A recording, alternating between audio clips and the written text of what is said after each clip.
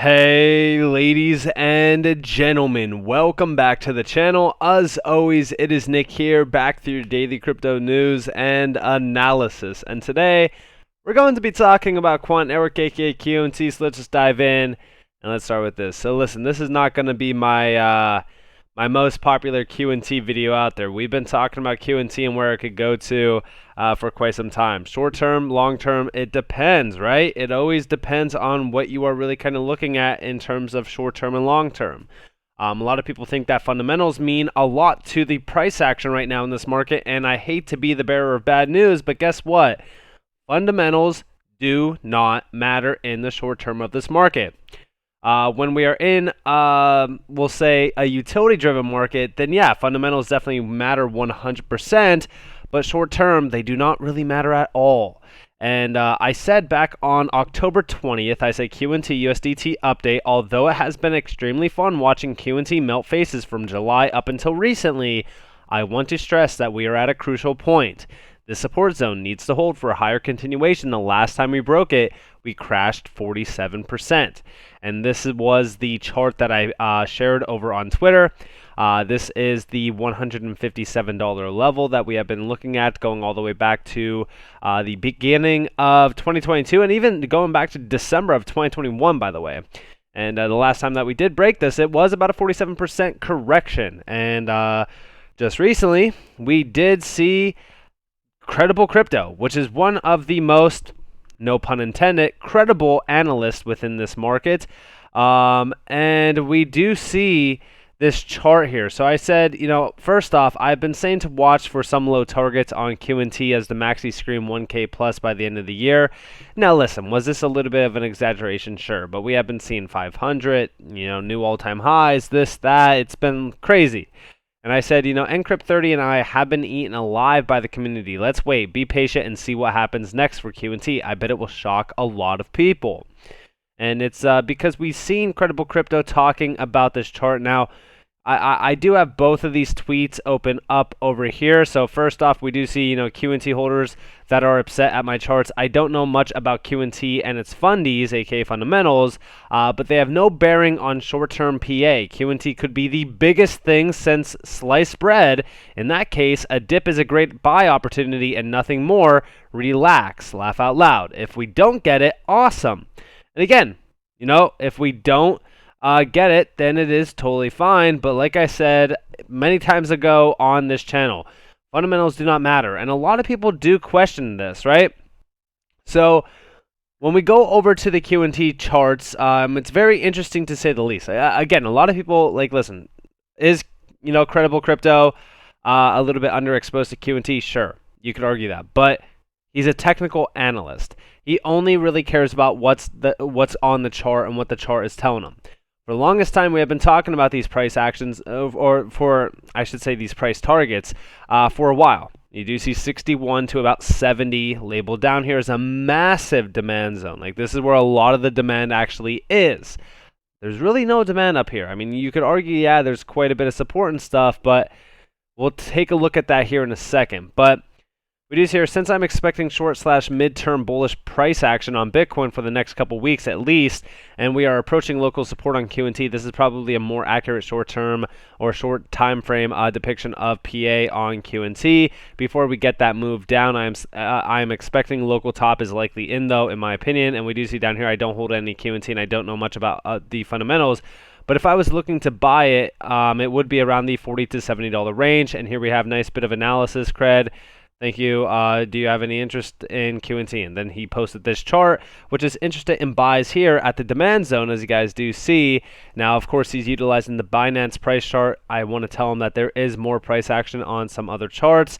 But we do see this nice buy range down here at about $40 to roughly $70. Mine is, I think my buy range right now on it is around $70 exact, because even if we do go a little bit lower, I'll just average a little bit more in. But this would be very interesting.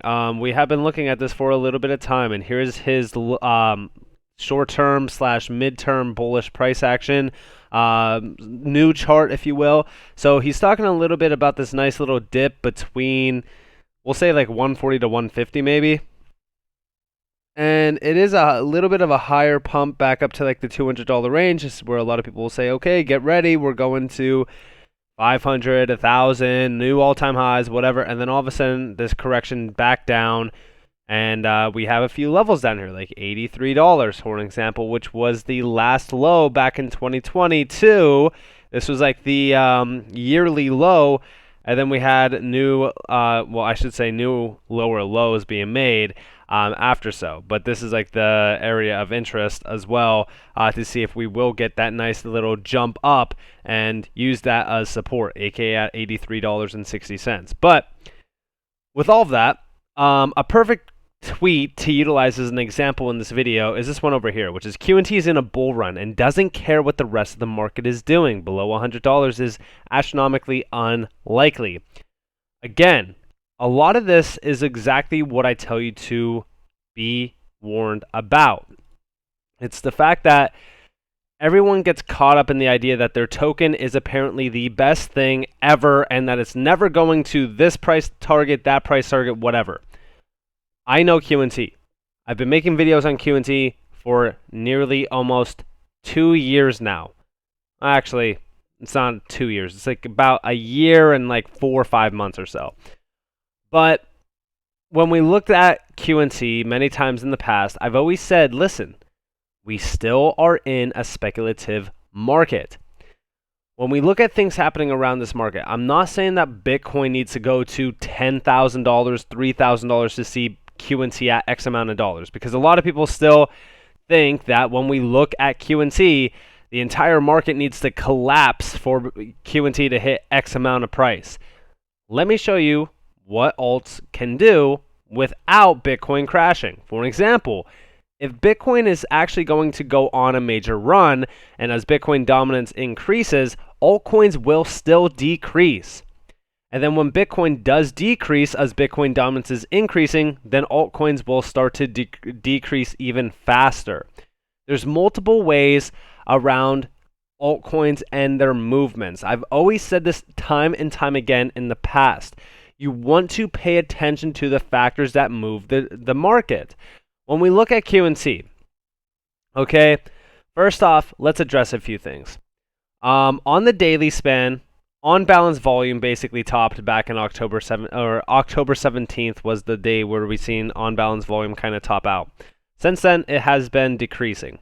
With the FOMC meeting today, obviously I'm recording this a little bit ahead of time. By the time that this video does go live, we most likely will already know the BPS, and the price action after the fact would probably already be on the chart. But one thing that I am watching for on QT is the fact that volume has been diminishing. Volume started diminishing back on the 17th, as you guys do see on the volume oscillator here, as well as the on-balance volume. When we look at this, so far the support range at the 157 level has held, as you guys do see on the chart. This is also the 786.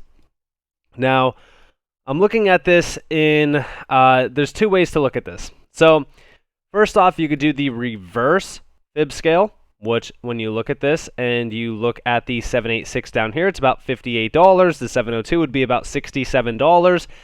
Perfect range to look to buy. This is the level that I have been looking at down here. This would be the 236. All the way up to like even the 382 is a pretty good area, $78 to about $61. But I have my eyes on $70 flat basically. I've been, tweeting out about QT for a little bit and, really kind of talking about why I can see this happening. Again, a lot of people will be in disbelief and tell you there's no way this is ever doing something like this. Well, let's go check out the Bitcoin price chart, which, by the way, yes, Credible Crypto actually has this as well labeled out on the chart over on Twitter as well if you wanted to look into it. This is on the 3-day span. Let me change this to the 1-day span. So here we have it. Obviously, on balance volume is diminishing greatly. One thing that I have been looking at with the Bitcoin price chart here is the 50-day EMA, that orange line. That orange line at about 7,000, almost 600 sats is going to be crucial for QT. We are nearing it. We have tested on it. The more that we test here and the more that we continue to test, it gets weaker and weaker and weaker. Now, so far, we have held this. If we break this, we would be breaking down below an EMA that we haven't broken below since going all the way back to basically April of 2022. So this would send it down to possibly 5,361 sats. This would also be the area, there's really no support here. I would argue that we'd come down even lower, but if that level is not held and if that level does break as well, we would continue to go much, much lower from there. I mean, honestly, if I'm looking at this, let's go to the 3-day chart so that we can actually see where a lot of demand actually is. So, I mean, the support range here, it's really hard to see any support on this. I mean, I would argue that maybe like 4,700 sats is a lot of support. After that, I mean, you're going much lower. I don't know where Credible had his support range. I mean, I'm not seeing a ton of it, but I know that he did label out quite a bit. So here's, I mean, his first support zone is around like 7,400 some sats maybe. After that, it's down to 5,500. And the second area of support, which is like just a major area of it, there's not a lot of support there.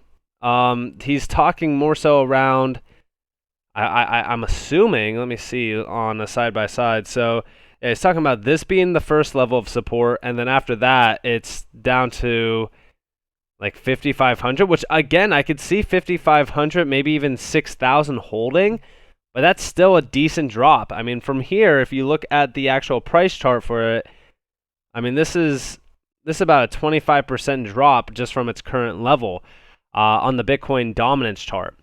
And we even do see that he says, for those having trouble understanding the logic behind the proposed 50% drop on the Quant USD pairing, here is the Bitcoin pairing. If lost or support 1 is lost, we head to support 2. Logical for selling to continue until major support is retested. That's a 40% drop from here. And he's talking about like 5,500.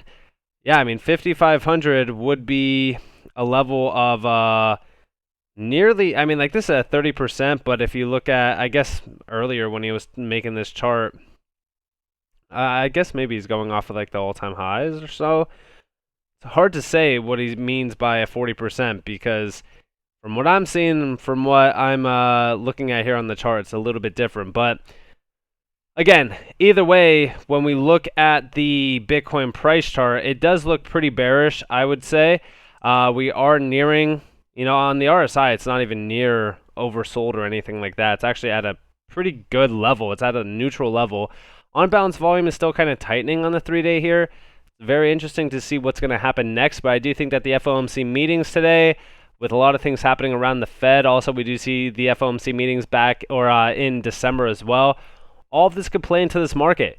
We have to watch QNC closely, and I have been saying this for a very long time. We are in a bear market still. We're not in a bull market yet. Don't get too excited when altcoins start to go crazy. We've seen this many times in the past as well before altcoins do have a sort of, I don't want to say a death spiral because it's a little bit more of like a buzzword. I will say we have seen altcoins break down hard after outreaching to some nice highs. You got to remember, though, that QNT from its lows back in the summertime went all the way up about almost 500% during a bear market. It is only, and I say yes, only down 30% at the current level and 32% at the bottom of this candlestick. So to me, when we look at $70-some, a 70% drop is not that crazy, realistically speaking. And again, we do not need to see a market-wide crash. I've seen some people calling for like we need a total crypto, blackout. Everything would need to go down, and Bitcoin would have to go to like $3,000 to see QNT back at those levels. I don't know what market these people are living in, but there's a lot of things that play into altcoins dropping and moving. And here you guys have it. Please study this chart. Make sure that you know the fundamentals of what moves this market, not just the fundamentals of the tokens that you are investing into. So with that being said, I hope that you guys enjoyed this video. If you guys did, definitely leave a like, subscribe to notifications on if you guys want more free content. You guys are more than welcome to follow me on Twitter and join the free Discord down in the description below. As always, up to you all. Have a beautiful day, beautiful night, wherever you guys are in this beautiful world. This has been Nick. Peace out, guys.